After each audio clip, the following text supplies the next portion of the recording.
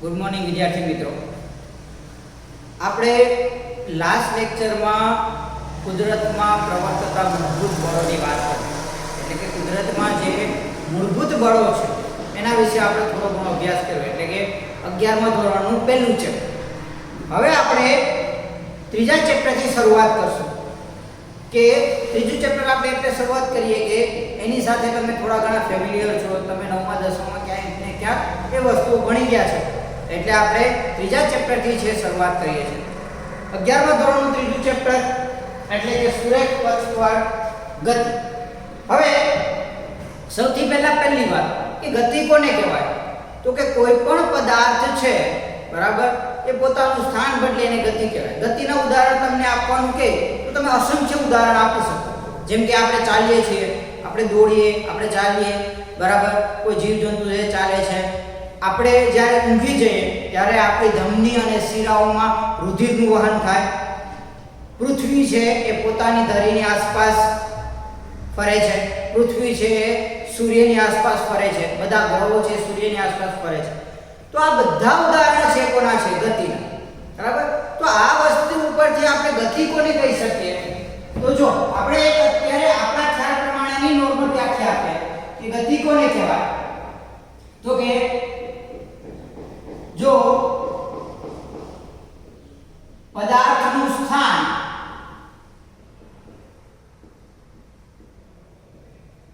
સમય સાથે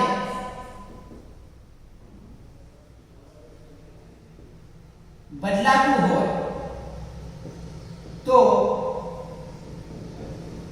પદાર્થ ગતિમાં છે તેમ કહેવાય. રેડી? એટલે કે કોઈ પણ પદાર્થ છે એ તમને આપેલો હોય, એનું સમય સાથે સ્થાન બદલાતું હોય તો એ પદાર્થ ગતિમાં છે એવું કહેવાય. સિમ્પલ. આ માર્કર અત્યારે આ જગ્યાએ છે, જો 1 સેકન્ડ પછી આ જગ્યાએ, એના પછી આ જગ્યાએ, એના પછી આ જગ્યાએ, એના પછી આ જગ્યાએ, એનો મતલબ કે માર્કરનું જે સ્થાન છે એ સમય સાથે બદલાય છે. એનો મતલબ કે આ માર્કર છે ગતિમાં છે. જો કોઈ પદાર્થનું સ્થાન સમય સાથે બદલાતું હોય તો પદાર્થ ગતિમાં છે એવું કહેવાય. રેડી? તો આ થઈ ગઈ ગતિની વાત. હવે આપણે આ ચેપ્ટરમાં શું વાત કરવાની છે? આપણે આ ચેપ્ટરમાં મુખ્ય જે વાત કરશું એ પદાર્થની સુરેખ પથ પર ગતિની વાત કરશું. એટલે કે પદાર્થ સીધી રેખામાં ગતિ કરતો તો એની સાથે કેટલી વસ્તુઓ જોડાયેલી હશે એ વસ્તુઓ સમજવાનો આપણે પ્રયત્ન છે એ કરશું. રેડી? તો એમાં આપણે વેગ, પ્રવેગ, બરાબર, એ બધી વસ્તુઓ ભણશું. અને છેલ્લે આપણે છે સાપેક્ષ વેગની પણ વાત કરશું. એને પહેલા આપણે છે ગતિના સમીકરણો પણ તારવશું, જે તમે 9મા ધોરણમાં ભણી ગયા છો એ સમીકરણ પણ આપણે તારવશું. એ બધી વસ્તુનો આપણે ઉપયોગ કરશું. બીજી વસ્તુ કે આ પ્રકરણમાં આપણે ગતિ કરતા પદાર્થને બિંદુવત પદાર્થ તરીકે લેશું. ગતિ કરતા પદાર્થને બિંદુવત પદાર્થ તરીકે લેશું. પદાર્થને તમે કોઈ પણ પદાર્થને તમે બિંદુવત પદાર્થ તરીકે ક્યારે લઈ શકો? કે જો પદાર્થે કાપેલો અથવા તો પદાર્થે કરેલા સ્થાનાંતરની સરખામણીમાં એના પરિમાણ ખૂબ જ નાના હોય, અથવા તો હું એવું કહી શકું કે પદાર્થના પરિમાણની સરખામણીમાં પદાર્થે કાપેલું અંતર ખૂબ જ વધારે હોય તો આપણે પદાર્થને બિંદુવત પદાર્થ તરીકે લઈ શકીએ. કહેવાનો મતલબ કે જો પહેલા લખીએ આપણે, જો પદાર્થના પરિમાણની સરખામણીમાં પદાર્થના પરિમાણની સરખામણીમાં પદાર્થે આપેલ સમયગાળામાં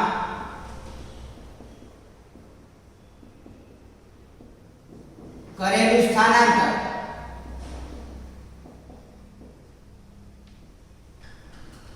ખૂબ જ વધારે હોય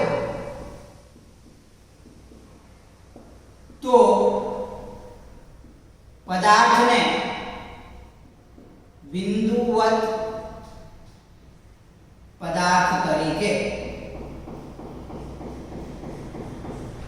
લઈ શકાય.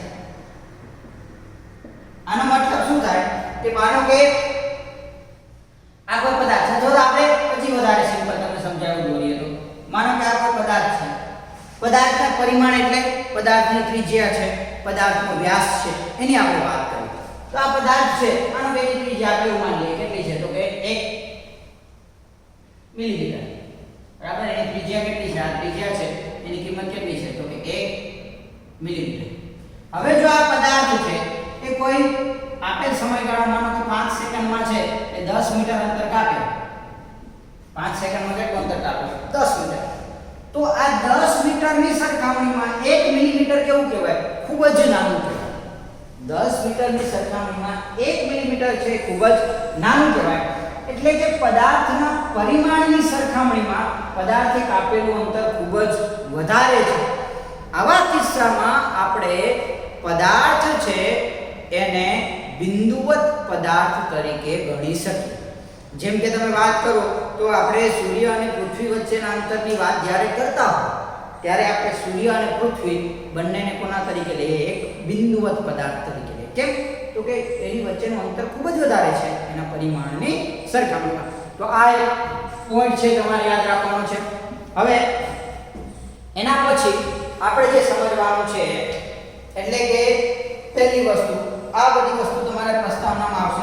હવે આપણે પહેલી વસ્તુ સમજવાની છે એ એટલે કે સ્થાન. બરાબર, આપણે એવું તો કહી દીધું કે જો સમય સાથે પદાર્થના સ્થાનમાં ફેરફાર થતો તો પદાર્થ ગતિમાં છે એવું કહેવાય. પરંતુ પદાર્થનું સ્થાન કઈ રીતના આપણે વ્યાખ્યાયિત કરી શકીએ? પદાર્થનું સ્થાન આપણે કઈ રીતના મળે? તો પદાર્થનું સ્થાન નક્કી કરવા માટે આપણે એક સંદર્ભ બિંદુ અને 3 અક્ષોની જરૂર છે પડશે. ઓકે, આપણે કોની જરૂર પડે? એક સંદર્ભ બિંદુ અને અક્ષોના સમૂહની જરૂર પડે. તો એ બધી વસ્તુ છે, એમાં સિમ્પલ વસ્તુ એટલું છે કે તમને કોઈ પદાર્થ આપ્યો, માનો કે આ જગ્યાએ છે, એનું સ્થાન તમારે નક્કી કરવું તો આપણે શું જોઈએ? તો કે 3 અક્ષ. આ 3 અક્ષ એટલે x, y અને z. આ ત્રણેય અક્ષનું છેદન બિંદુ એટલે કે ઉદ્ગમ બિંદુ O. પરસ્પર લંબ 3 અક્ષ એના ઉદ્ગમ બિંદુને આપણે કોના તરીકે લઈશું? સંદર્ભ બિંદુ તરીકે. એટલે કે આનું જે છેદન બિંદુ છે એને આપણે કોના તરીકે લઈએ? સંદર્ભ બિંદુ તરીકે. આપી હોય એના યામ આપણે કઈ રીતના લખતા હતા? x, y અને z. આવી રીતના આપણે શું કરતા હતા? એના યામ છે એ લખતા હતા. ઓકે, તો કોઈ પણ પદાર્થનું સ્થાન નક્કી કરવા માટે આપણે કોની જરૂર પડે? તો આપણે એવું લખીએ કે પદાર્થનું સ્થાન નક્કી કરવા માટે એક ઉદ્ગમ બિંદુ અને અક્ષોના સમૂહની જરૂરિયાત છે. આ માટે આપણે શું કરીએ? આ માટે આપણે 3 પરસ્પર લંબ અક્ષો x, y અને z ની x, y અને z ની પસંદગી કરીશું અને તેના છેદન બિંદુને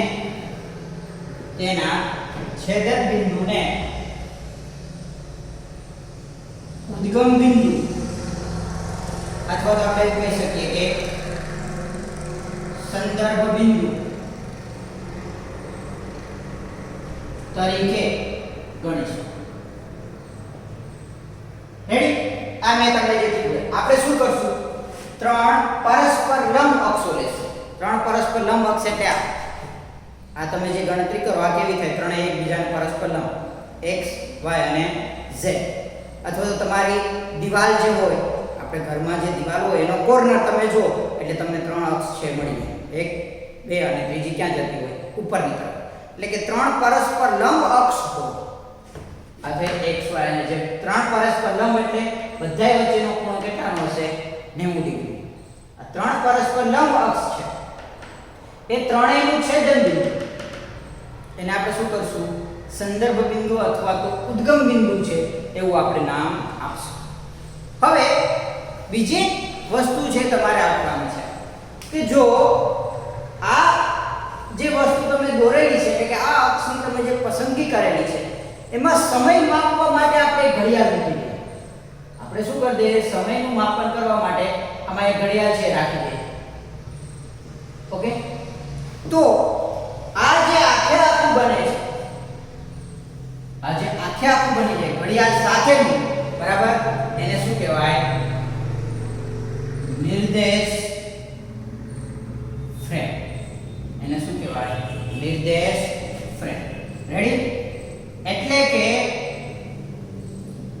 અક્ષો સાથેની અક્ષો, જો આ અક્ષોની ગોઠવણીમાં સમયના માપન માટે એક ઘડિયાળ રાખી દેવામાં આવે તો બનતી રચના છે એને શું કહેવાય? નિર્દેશ ફ્રેમ. હવે બધી વાત તમને પહેલા કરી દઉં કે નિર્દેશ ફ્રેમ એટલે શું. કે ભાઈ હું આ પેન છે એને જોઉં છું. ઓકે, હું એવું કહું કે ભાઈ આ મારા ફેસથી અથવા તો મારા નાકથી આ પેન છે એ 1 મીટર દૂર છે. ઓકે, એટલે 1 મીટર દૂર છે. તો એવું મેં કોની સંદર્ભમાં કીધું?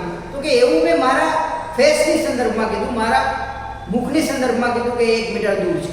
જો બીજો કોઈ વ્યક્તિ આ સાઈડથી જોતો હોય, જો હું આ હાથથી માપું તો એવું બને કે 5 મીટર દૂર છે. નિર્દેશ ફ્રેમ એટલે શું? તો કે તમે કોઈ પણ વસ્તુને કઈ જગ્યાએથી કઈ પરિસ્થિતિમાંથી ઓબ્ઝર્વ કરો છો એને કહેવાય નિર્દેશ ફ્રેમ. જો નિર્દેશ ફ્રેમ સમજવા માટે આપણે ઉદાહરણ સમજીએ કે માનો કે કોઈ કાર છે એ રસ્તા ઉપર ગતિ કરે. કોઈ કાર છે શું કરે? રસ્તા ઉપર ગતિ કરે. તો રસ્તા ઉપર ગતિ કરે એવું તમને ક્યારે ખબર પડે? બે કન્ડિશન છે કે જો કોઈ વ્યક્તિ બહારથી એ કારને ઓબ્ઝર્વ કરે, એટલે કોઈ વ્યક્તિ રોડ ઉપર કાર જતી હોય અને તમે એને જો તો એ કાર તમને કેવી લાગે? ગતિમાં. એનું કારણ તો કે અત્યારે નિર્દેશ ફ્રેમ છે એ કોણ છો? તમે અથવા તો જમીન કે જેના ઉપર તમે જોવો છો. આ જ વસ્તુ કારની અંદર બેઠેલો વ્યક્તિ છે. કારની અંદર કોઈ વ્યક્તિ બેઠો હોય તો એના માટે કાર કેવી હોય? સ્થિર સ્થિતિ. એવું ક્યારે લખ્યું કે આપણે કારમાં બેઠા સ્ટેરિંગ આગળ જતું રહે? એવું થાય? એવું થાય નહીં. એટલે નિર્દેશ ફ્રેમ એટલે તમે કોઈ પણ વસ્તુને કઈ જગ્યાએથી કઈ પરિસ્થિતિમાંથી ઓબ્ઝર્વ કરો છો એ જે આખી આખી વસ્તુ બને એને શું કહેવાય? નિર્દેશ ફ્રેમ. ઓકે, હવે નિર્દેશ ફ્રેમમાં પહેલા હું તમને આપણે જે વસ્તુ છે લખી દઈએ. શું લખશું? તો કે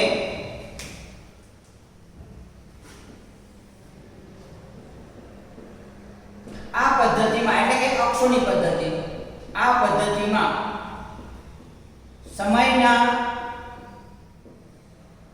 માપન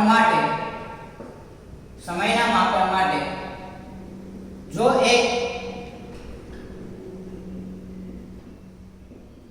ઘડિયાળ, જો એક શું રાખી દે આપણે? ઘડિયાળ રાખી દેવામાં આવે તો બનતી રચનાને નિર્દેશ ફ્રેમ કહે છે. રેડી? હવે આપણી ગતિની વ્યાખ્યા છે બદલાશે. ગતિની વ્યાખ્યા શું થશે? હવે મોડિફાઈ કરીએ આપણે થોડી. આપણે આગળ જે વ્યાખ્યા આપી એને આપણે થોડી મોડિફાઈ કરીએ. અહીં તમને શું કીધું? જો પદાર્થનું સ્થાન સમય સાથે બદલાતું હોય તો પદાર્થ ગતિમાં છે તેમ કહેવાય. હવે વ્યાખ્યાને આપણે મોડિફાઈ કરીએ. શું? તો કે કોઈ પણ નિર્દેશ ફ્રેમની સાપેક્ષમાં કોઈ પદાર્થના 1, 2 અથવા તો 3 યામ સમય સાથે બદલાતા હોય તો પદાર્થ ગતિમાં છે એવું કહેવાય. હવે આનો મતલબ શું આપણે સમજીએ. આ જો માર્કર છે. અત્યારે મારી નિર્દેશ ફ્રેમની સરખામણીમાં મારા ફેસની સરખામણીમાં આની ગણતરી કરું છું, બરાબર? તો જો 1 સેકન્ડ માર્કર સ્થિર છે, 2 સેકન્ડ માર્કર સ્થિર છે, 3 સેકન્ડ માર્કર સ્થિર છે. એનો મતલબ કે મારા ફેસની સરખામણીમાં આ માર્કર છે એ અત્યારે કેવી પરિસ્થિતિમાં છે? સ્થિર પરિસ્થિતિમાં છે. એના કોઈ પણ યામ છે બદલાતા નથી. હવે આપણે વસ્તુ સમજીએ. શું? તો કે આ માર્કર છે એ આ રીતના ગતિ કરે, એક જ ડાયરેક્શનમાં ગતિ કરે, આ જ રીતે, બરાબર? એનો મતલબ કે સમયની સાપેક્ષ એનું એક સ્થાન બદલાય. કયું? x. એટલે કે એક પરિમાણ બદલાય. xy z માંથી એક પરિમાણ બદલાય. ઓકે, તો જો એક પરિમાણ બદલાતું હોય તો પણ પદાર્થ છે ગતિમાં કહેવાય. બીજું, જો બે પરિમાણ બદલાય એટલે આ માર્કર આમ પણ ગતિ કરે, આગળ પણ જાય, વળી પાછી આમ જાય, વળી પાછળ આવે, વળી પાછી આગળ જાય. એનો મતલબ કે હવે બે યામ બદલાય. કઈ? તો કે એક આ તરફ પણ ગતિ કરે છે અને આગળ પાછળ પણ ગતિ કરે છે. એનો મતલબ કે હવે આ માર્કર છે એના બે યામ બદલાય. ઓકે, અને ત્રીજું કે આ માર્કર આગળ પણ જાય છે, આ રીતના પણ ગતિ કરે છે, ઉપર નીચે પણ ગતિ કરે છે. તો હવે શું થાય? તો કે આ માર્કરના ત્રણ યામ બદલાય. એટલે કે કોઈ પણ નિર્દેશ ફ્રેમની સાપેક્ષ પદાર્થનું એક યામ, બે યામ કે ત્રણ યામ જો બદલાતા હોય તો તે નિર્દેશ ફ્રેમની સાપેક્ષ પદાર્થ ગતિમાં છે એવું કહેવાય. ફોર એક્ઝામ્પલ, તમને ઉદાહરણ આપું કે તમને ભાઈ કોઈ એક રૂમ છે, એ રૂમમાં તમને પૂરી દીધા છે, બરાબર? તમને પેક કરી દીધા છે એ રૂમમાં. હવે એ રૂમમાં તમે ત્રણ ડાયરેક્શનમાં ગતિ કરી શકો. કઈ રીતના? આગળ પણ જઈ શકો, રૂમમાં આમથી આમ પણ જઈ શકો, આમથી આમ પણ જઈ શકો અને કૂદકા પણ મારી શકો. રેડી? પરંતુ હવે આપણે એવું કરી દઈએ કે ભાઈ એક સાઈડની દિવાલ છે, ઉપર પહેલા આપણે છત છે, એ છતને શું કરી દઈએ? એકદમ નીચે આવવા દઈએ. ક્યાં સુધી? તમારા માથા સુધી. છત એકદમ નીચે આવી, એનો મતલબ કે હવે તમે ઉપર કૂદકા મારી શકવાના નથી. હવે કાં તો તમે આ ડાયરેક્શનમાં ગતિ કરી શકો અથવા તો આ ડાયરેક્શનમાં ગતિ કરી શકો. એટલે કે આગળ જઈ શકો, પાછળ આવી શકો, અથવા તો ડાબી સાઈડ જઈ શકો અને જમણી સાઈડ આવી શકો. એટલે હવે પહેલા કેમાં ગતિ હતી? ત્રણ પરિમાણમાં. હવે કેમાં ગતિ થઈ ગઈ? બે પરિમાણમાં ગતિ થઈ. હવે હું ત્રીજી દિવાલ છે, આ સાઈડની જે દિવાલ છે એને પેક કરી દો, એક પાતળી એવી જ લાઈન રહેવા દો, તો કાં તો તમે આગળ જઈ શકો, કાં તો તમે પાછળ આવી શકો. એનો મતલબ કે હવે માત્ર તમે એક જ પરિમાણમાં ગતિ કરો છો. ઓકે, તો આ વસ્તુ છે એ છે નિર્દેશ ફ્રેમ. ઓકે, તો શું કહેવાય? તો કે જો કોઈ નિર્દેશ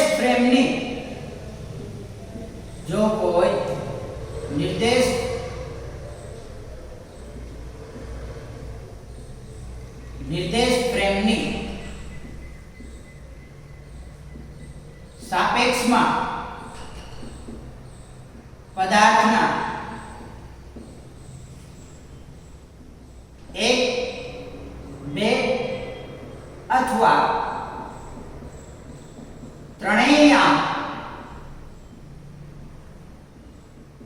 બદલાતા હોય તો તે નિર્દેશ ફ્રેમની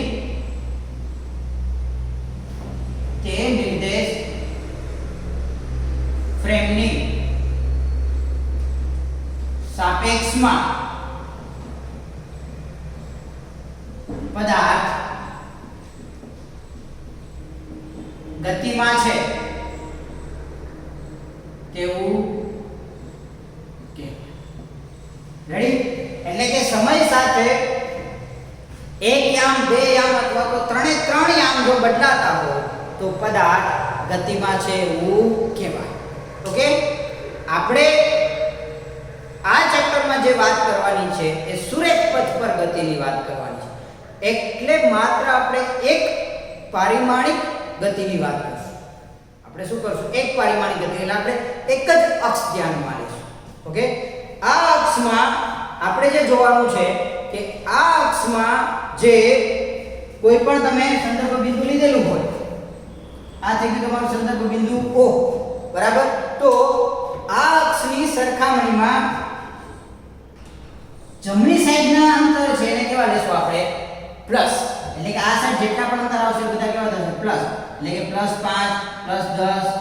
+15 +20 અને ડાબી તરફના જે અંતર છે એટલે કે એને આપણે કેવા લેશું માઈનસ, એટલે કે -5 -10 -15 રેડી।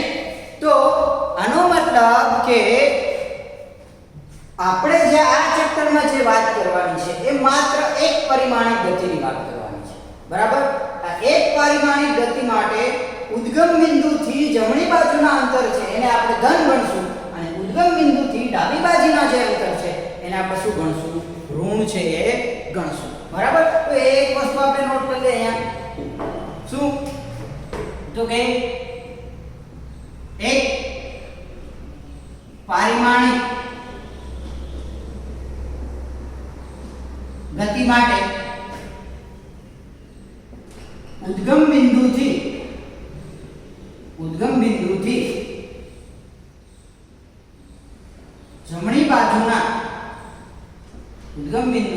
જમણી બાજુના અંતરો ધન અને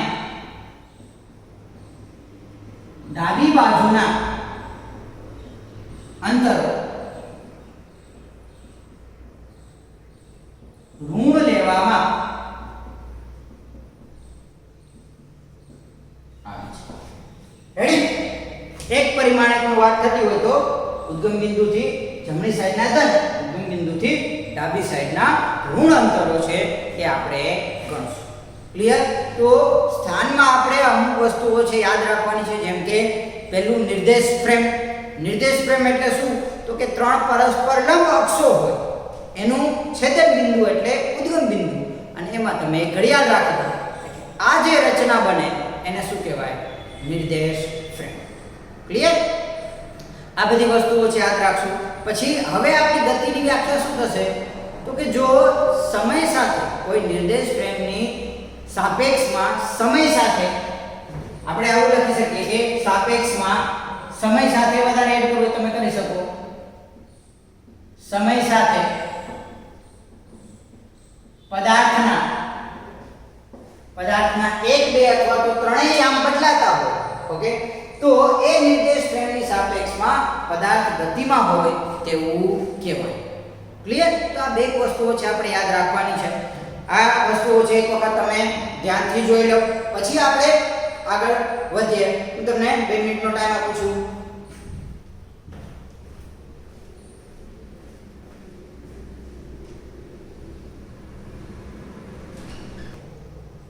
ઓકે, તો હવે આપણે સ્થાનની વાત કરી, હવે આપણે આના પછીની એક રાશિ છે એની વાત કરશું। બે રાશિઓ આપણે ભણવાની છે એના પછીની કે પથ લંબાઈ અને સ્થાનાંતર।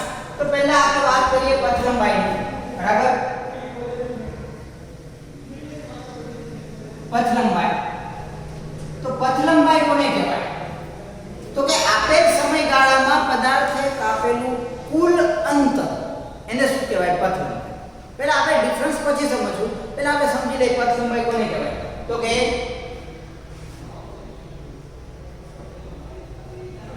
આપેલ સમયગાળામાં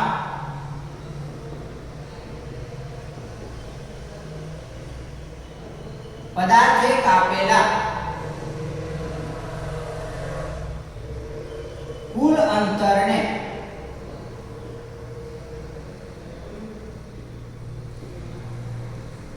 પથ લંબાઈ કહે છે। એટલે કે કોઈ પણ સમયગાળો તમને આપેલો એમાં પદાર્થે કાપેલું કુલ અંતર એને શું કહેવાય, પથ લંબાઈ। એટલે હું તમને એવું કહું કે ભાઈ વેરાવળથી જુનાગઢ સુધીનું અંતર છે એ 100 કિલોમીટર છે, બરાબર। હું તમને એવું કહું કે વેરાવળથી જુનાગઢ સુધીનું અંતર છે 100 કિલોમીટર છે, બરાબર। તો કોઈ પદાર્થ છે અથવા તો તમે એક કાર લઈ અને જાઓ છો, ત્યાંથી 1 કલાકમાં તમે વેરાવળથી જુનાગઢ પહોંચો છો, તો તમે ડાયરેક્ટલી કહી શકો કે ભાઈ 1 કલાકમાં પદાર્થે કાપેલું અંતર છે એ કેટલું છે, તો કે 100 કિલોમીટર, આપણે ખબર છે, ઓકે। તો આ વસ્તુ આપણે સમજવાની છે કે પદાર્થે કાપેલું કુલ અંતર એને શું કહેવાય, પથ લંબાઈ। એટલે માનો કે તમને એવું કીધું છે કે કોઈ આકૃતિ આપેલી છે, આપણે કઈ રીતના આકૃતિ પસંદ કરશું, આપણે એવું ધારીએ છીએ કે માનો કે કોઈ પદાર્થ છે એ સુરેખ પથ પર ગતિ કરે છે અને એ એવી રીતે ગતિ કરે છે કે જેથી કરીને એનો જે માર્ગ છે, એનો જે પથ છે એ કોના ઉપર સંપાત થાય તો કે x અક્ષ પર સંપાત થાય. ઇન શોર્ટ કંઈ નથી, આવું તમને કીધું છે કે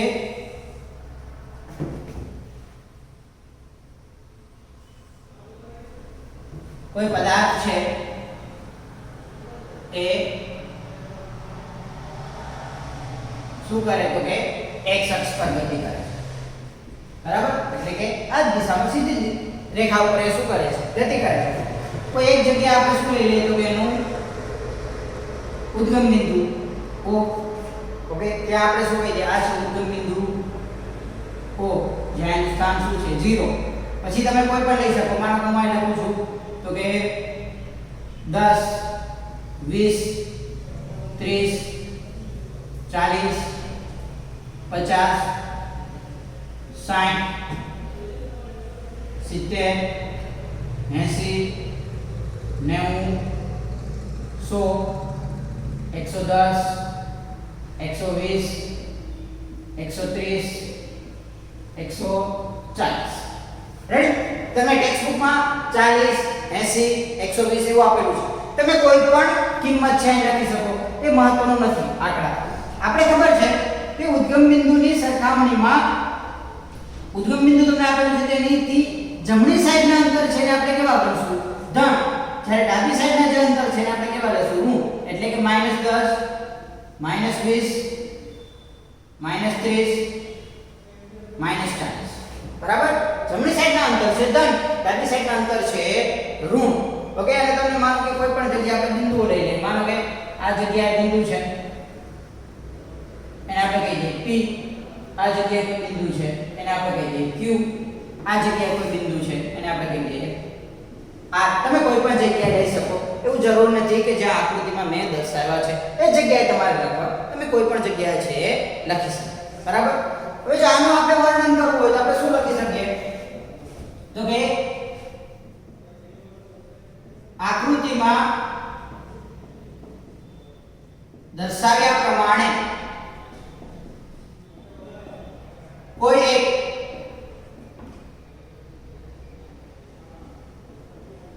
પદાર્થની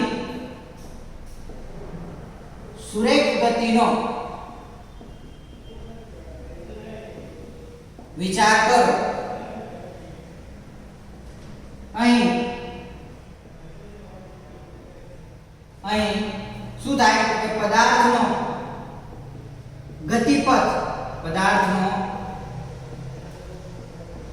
ગતિપથ x અક્ષ પર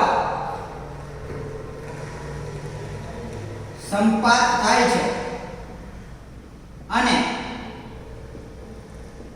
તેનું ઉદ્ગમ બિંદુ શું છે, O છે. ઓકે, જે વસ્તુ છે જે આપણે કીધી કે આ છે એનો માર્ગ છે કોના ઉપર છે, x અક્ષ પર, અને એનું ઉદ્ગમ બિંદુ શું છે તો કે O. રેડી? ઓકે, હવે આપણે પહેલી ગતિનો વિચાર કરીએ તો ડાયરેક્ટ ખબર પડે કે O થી P સુધી ગતિ કરે તો કેટલું થાય, O થી P સુધી જાય તો કેટલું થાય, ડાયરેક્ટ છે ખબર પડે આપણે કેટલું થાય તો કે 80. O થી Q સુધી જાય તો 140. એટલે સૌથી પહેલા આપણે લખીએ કે અહીં P Q અને R ના સ્થાન અનુક્રમે કેટલા છે, સ્થાન આપણે સીધા કહેવાના છે. P નું સ્થાન 80, Q નું સ્થાન 140 અને R નું સ્થાન -3.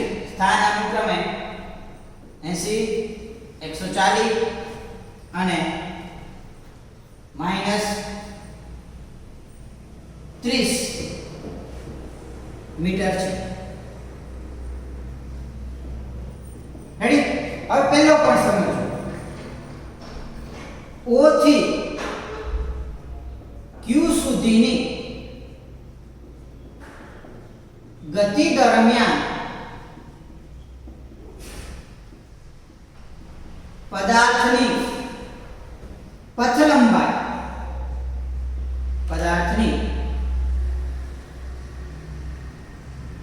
લંબાઈ બરાબર શું થાય, OQ. O થી Q સુધી જાય તો O થી Q સુધી જાય તો પથ લંબાઈ કેટલી છે? તો કે આ 0 ને આ કેટલું છે? 140. તો ડાયરેક્ટ આપણે શું મળે? 140. સમજાણું? આ સિમ્પલ વસ્તુ છે, તમને કોઈ પણ આપેલું હોય ડાયરેક્ટ જ આપણે ગણવાનું છે. અહીંથી આપણે અહીં પહોંચીએ એટલે 0 થી 140 વાર્તા પૂરી. બરાબર? એ જ વસ્તુ આપણે સમજવાની છે. હવે જો હું તમને એવી રીતના કહું કે આ લખીએ આપણે પદાર્થ O થી Q સુધી જાય છે અને ત્યાંથી P પર પરત ફરે છે. તો પથ લંબાઈ કેટલી થાય? જો શું કીધું તમને? પદાર્થ છે O થી ક્યાં સુધી જાય? Q સુધી. સમજો, પહેલા પદાર્થ ક્યાં સુધી જાય? O થી Q સુધી. એટલે પથ લંબાઈ કેટલી થાય? 140. હવે શું જાય છે? તો કે પદાર્થ છે પહેલા ક્યાં જાય? O થી Q. પછી ક્યાં આવે? Q થી P. O થી Q એટલે 140 અને Q થી P એટલે આપણે હવે આ અંતર ગણવાનું. એટલે આ 10 20 30 40 50 અને 60. આ 140 કુલ. હવે આપણે Q થી આ જગ્યાએ જ આવે છે. એટલે હું તમને એવું કહું કે તમે વેરાવળ છે, વેરાવળથી કેશોદનું અંતર 50 કિલોમીટર છે. ઓકે? અને વેરાવળથી જૂનાગઢનું અંતર 100 કિલોમીટર છે. અથવા તો આપણે એવું કહીએ કે વેરાવળથી કેશોદનું અંતર 50 કિલોમીટર અને કેશોદથી જૂનાગઢનું અંતર 50 કિલોમીટર. હું તમને આવું કહું સિમ્પલ કે વેરાવળથી કેશોદ એનું અંતર 50 કિલોમીટર, કેશોદથી જૂનાગઢ એનું અંતર પણ કેટલું? 50 કિલોમીટર. હવે તમે કાર લઈ અને વેરાવળથી ક્યાં જાવ છો? જૂનાગઢ. એટલે તમે કેટલું અંતર કાપો? 100 કિલોમીટર. હવે તમે જૂનાગઢથી ફરી પાછા ક્યાં આવો છો? કેશોદ. એટલે કેટલું અંતર કાપો? તો કે 50 કિલોમીટર. એનો મતલબ કે કુલ અંતર કેટલું થાય? 100 + 50 એટલે કે 150 કિલોમીટર. સમજાણો મારો પોઈન્ટ?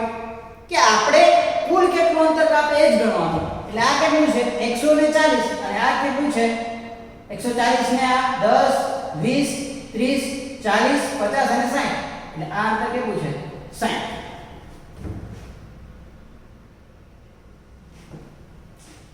આ અંતર તમને કેટલું મળશે? તો કે 60.